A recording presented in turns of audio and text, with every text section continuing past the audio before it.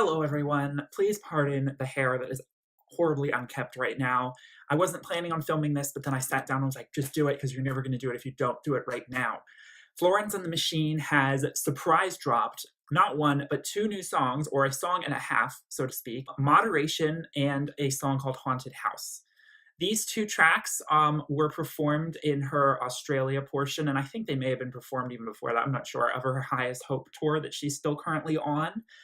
And this is a bit of a shock for me and for many Florence fans, as it still feels like we're still in the Highest Hope era. The album only came out about 9 months ago, 8, 9 months ago, and we're already getting new music from her. What could that mean?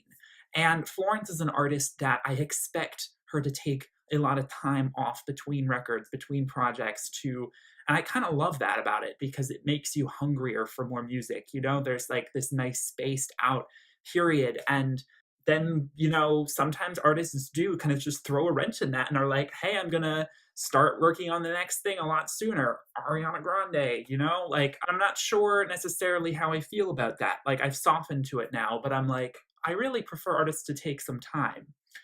But that being said, I'm not going to complain about being gifted new Florence music out of the blue. These tracks are very reminiscent of her earlier material. The song Moderation is giving a lot of people vibes from Ceremonials. There's a lot of that sort of more raw and almost jazzier aesthetic coming through for me in terms of the way she's delivering the lyrics and in the instrumentation. It's a very sassy song, and that sassy attitude was very much present on Ceremonials. Think of songs like Lover to Lover. To Love Me in Moderation, Do I Look Moderate to You? I mean, if you look at Florence, could you ever possibly think of something that's just moderate? Sip it slowly and pay attention. I just have to see it through. You got me looking for validation. Pastures new. Then bow your head in the house of God, and little girl, who do you think you are? You think you need it. You think you want love. You wouldn't want it if you knew what it was. So apparently Florence has said that this is a song that she was inspired by when she was a little girl in church and she was constantly being told off. So I'm kind of imagining like a nun-like figure, a slap of the wrist. And it was recorded while they were making Highest Hope, but she felt as though it didn't fit on the final listing, as the song more about relationships, and she didn't really feel as though that narrative played into the narrative of that album. And I can definitely see that as well. I feel like, again, in terms of the story arc of a relationship, this would fit so much more on Ceremonials or How Big, How Blue. It just has that sort of storytelling narrative. And that's why when I immediately listened to it, I just felt all the throwback, not just in the sound, but also in the way she's describing a lover. But in now reading about how it's tied into a childhood element, it's actually not just about a lover. It's about an experience of wanting to rebel against authority, and you can hear that sort of that frenetic energy in her delivery, which Highest Hope was a lot more restrained. She didn't let her voice go in a lot of places in the same way that she's done on past albums.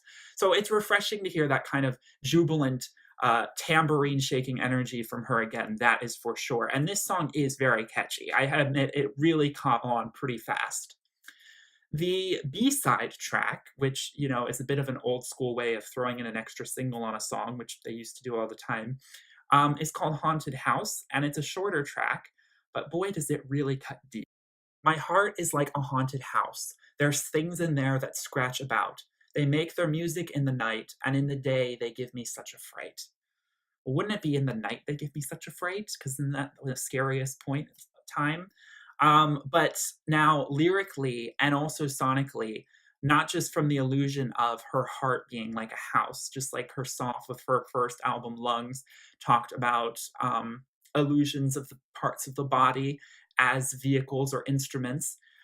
This definitely feels like it belongs on her first record. And that playful, whimsical way of delivering it with a bit of a more of an experimental edge was definitely very much present on her first record. Do you remember winding your arm around my shoulder as we wandered round the hill, now in that fog forever, in full collaboration with the weather, because I'm not free yet. And she repeats that over and over. Apparently, this song was made during the post-production of Highest Hope, and it was just a song that Florence was humming, and they just decided to take it recorded in the studio.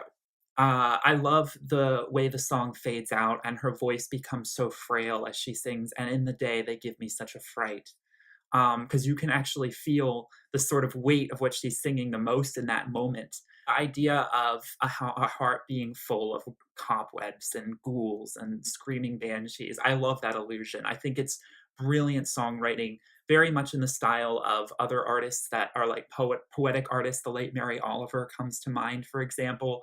I see so much influence there, and I always love that kind of illusion, and I also love the kind of twisted gothic turn on like romance. And overall, I'm pretty pleased to just have these two extra songs that you could add to Highest Hope, I suppose. It does sound, from now that I'm reading about these on Genius, it does sound as though these songs were just extras that she felt kind of, they're like, the extended edition. It comes out after the theatrical release.